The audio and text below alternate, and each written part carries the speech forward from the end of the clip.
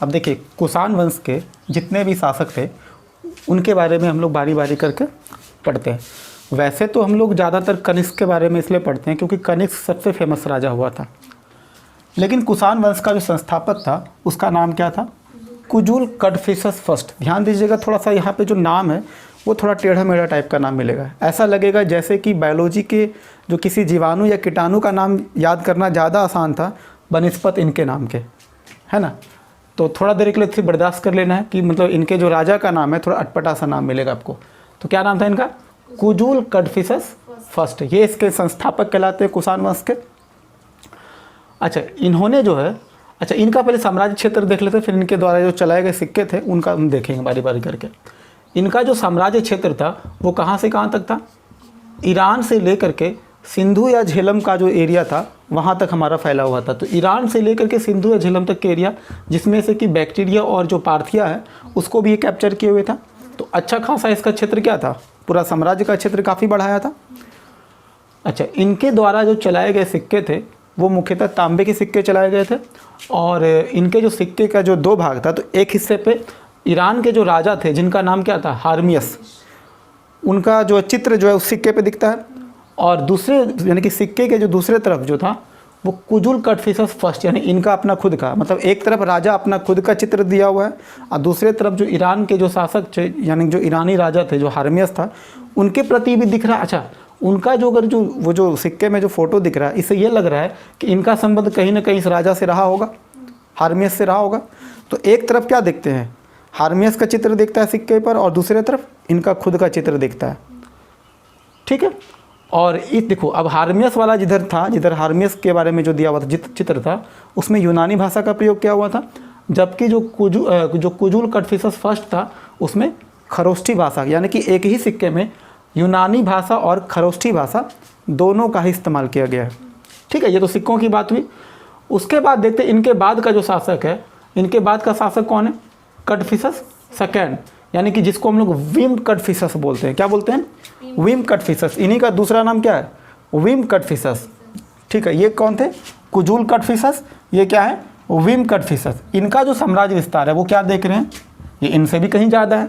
मतलब ये तो सिर्फ ईरान से लेकर सिंधु या झेलम तक का था, इनका एरिया कहाँ से कहाँ तक है? ईरान से लेकर के सिंधु झेलम तक तो था, इसके अलावा वो पंजाब, गंगा घाटी, मतलब सोचो यूपी और बिहार तक के एरिया पे ये पहुँच गए थे। मतलब कहीं ना कहीं साम्राज्य का विस्तार इनके टाइम में बहुत ही ज़्यादा रहा, क्या? अच्छा, ये अब देखो साम्राज्य विस्तार इतना ज़्यादा था कि इनका उपाधि देखो कैसा कैसा था। इनके उपाधि का नाम क्या था? ये अपने आप को खुद को महाराज बोलते थे, राजाधिराज कहते थे, सर्वलोकेश्वर कहते थे, महेश्वर कहते थे, महान उद्धारक कहते थे। अब देखो कहते हैं ना कि राजा की ताकत उनके साम्राज्य विस्तार से पता चलता है। ये चीज़ यहाँ भी दिख रहा है। इनके जो इतने सारे जो उपाधि जो आप देख रहे हो वो इसलिए क्योंकि इनका साम्राज्य का विस्तार बहुत ही ज़बरदस्त तरीके से रहा है। अच्छा, इनके साम्राज्य विस्तार का कारण क्या रहा? कुषाणों के साम्राज्य विस्तार के कारण ये रहा कि एक तो भारत में क्षेत्रीय ताकत कुछ वैसा ताकतवर बचा नहीं था। अच्छा, शकों, अच्छा इंडो ग्रीक, उसके बाद शक आए थे, फिर पार्थियन आए। पार्थियन को फिर ये लास्ट में जाकर के ये कुषाण खुद हराते हैं, हालांकि शक को भी हराते हैं अपने एरिया में। तो एक तो ताकत के मामले में इनके टक्कर का कोई था नहीं। अच्छा, यहाँ के मतलब भारत में भी कोई क्षेत्रीय वैसा ताकतवर कोई शासक बचा नहीं जो इनको हरा सकते थे। इस वजह से ये सारे क्षेत्र को कैप्चर करते हो, आसानी से कैप्चर करते हो यहाँ तक पहुँच गए थे।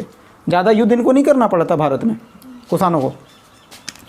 ये यहाँ तक हमारा पहुँच गया। अच्छा, इनके द्वारा जो चलाए गए सिक्के थे वो सिक्के में आप क्या देख रहे हो? सोने और तांबे दोनों का इस्तेमाल होता है। जबकि इनके द्वारा जो कुजुल कड़फिसस फर्स्ट के टाइम में जो सिक्का चलाया गया था वो सिर्फ तांबे का था, और इनके टाइम में मतलब सोने का भी सिक्का चला गया प्लस तांबे का तो पहले से चल ही रहा था। और ये सिक्कों की संख्या जो काफ़ी बढ़ा देते हैं। उनके टाइम में सिक्कों की संख्या कम थी, जबकि इनके टाइम में सिक्कों की संख्या, अच्छा सिक्कों की संख्या जो बढ़ रही है इससे ये भी पता चलता है कि इनका व्यापार काफ़ी अच्छा चल रहा है। क्योंकि व्यापार में जब मुद्रा की स्थिति यानी कि सिक्कों का प्रचलन जब बढ़ता है, इससे ये पता चलता है कि व्यापार की स्थिति काफ़ी अच्छी थी। किनके टाइम में? विम कड़फिसस के टाइम में, यानी कि अच्छे से बिजनेस चल रहा था उनका, काफ़ी शानदार तरीके से चल रहा था, इसलिए सर्वाधिक सिक्का इनके टाइम में दिखता है। उसके अलावा एक चीज़ ये देखना कि साम्राज्य विस्तार तो ये कर रहे थे, लेकिन दूसरी तरफ इनको चिंता भी लगा था। किस बात के लिए चिंता लगा हुआ था? एक चीनी राजा थे जिनका नाम था पांचाओ। चीन के एक राजा थे जिनका नाम था पांचाओ। ये पांचाओ जो है अपना साम्राज्य विस्तार बढ़ाते बढ़ाते चीन से लेकर के कहाँ तक पहुँच गए? रोमन साम्राज्य तक पहुंच जाता है। अच्छा, चीन से रोमन साम्राज्य तक अगर अपना विस्तार करते हैं तो निश्चित रूप से ये बहुत ही ज़्यादा ताकतवर थे, तभी तो फैला। और इनके साम्राज्य विस्तार को देखते ये डर गए।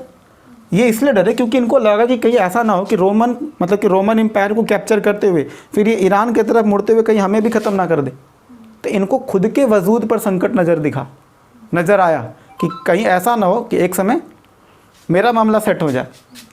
और इस वजह से ये क्या करते हैं, रोमन साम्राज्य की सीमाओं तक ना पहुँचे। इस वजह से क्या हुआ, अच्छा इनका जो सीमा चूँकि ये पहुँच चुका था और इस वजह से इनसे क्या हुआ था, डर गए थे ये।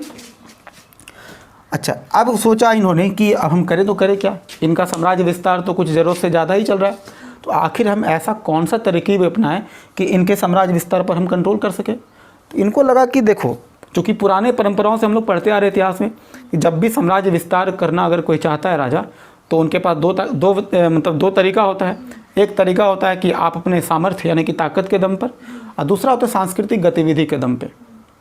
तो समझदार राजा क्या करते हैं, सोचते हैं कि सांप भी मर जाए और लाठी भी ना टूटे, ताकत का इस्तेमाल कम करते हैं और सांस्कृतिक गतिविधि यानी कि विवाह के माध्यम से अपने साम्राज्य का विस्तार करना चाहते हैं। और यहाँ पर ये दिखता भी है कि वैवाहिक संबंध के माध्यम से प्रस्ताव भी रखते हैं। ये कहते हैं पांगचाओ को कहते हैं कि पांगचाओ आपकी जो बेटी है वो हमें बहुत पसंद है। बोला हाँ, तो बोला कि शादी करनी है।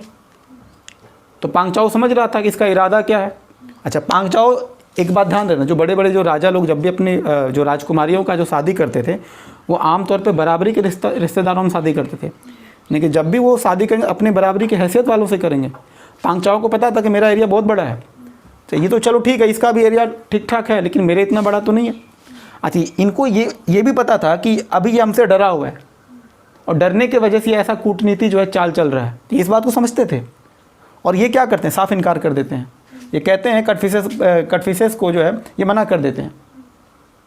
तो कटफिसेस को लगा यार ये तो दिक्कत हो गया, ऐसा तो हम सोचे भी नहीं थे। इनको तो लगा कि चलो मामला सेट हो जाएगा।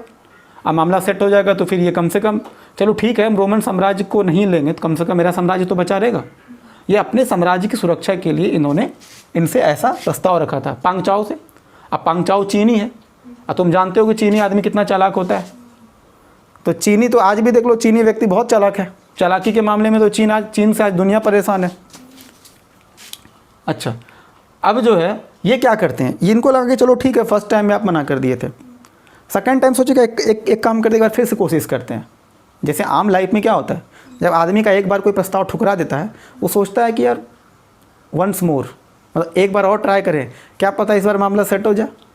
ये इसी ख्वाब से, यही सोच करके ये क्या किए, अपने राजदूत को वो भेजे इनके पास, पांगचाओ के पास। पांगचाओ देखे इस बार तो उनका मूड ख़राब था कि पिछले बार जब मना कर दिया फिर इस बार क्यों भेजा। इसको जो भेजा गया सबसे पहले इसको गिरफ्तार किया गया। गिरफ्तार करके सोचो राजदूतों की जो पिटाई, जो हालांकि होनी नहीं चाहिए थी, लेकिन इनकी पिटाई विटाई ज़बरदस्त तरीके से हो जाती है इनके राजदूत की। और उसके बाद क्या बोलते हैं, बोलते तेरा तो हो गया ठिकाना, अब तेरा जो मालिक है जो कटफिसेस है, अब ज़रा उसका हिसाब लगाते हैं हम। फिर बाद में क्या किया, कटफिसेस को भी पराजित कर दिया, हरा दिया उसको, और हरा करके कुछ क्षेत्र को कैप्चर भी कर लेता है ये। लास्ट में क्या होता है, माई बाप की तरह ऐसे हाथ पैर जोड़ लेता है, माई बाप अब छोड़ दो, अब हम दोबारा प्रस्ताव नहीं रखें, हमको आपकी बेटी चाहिए भी नहीं चाहिए।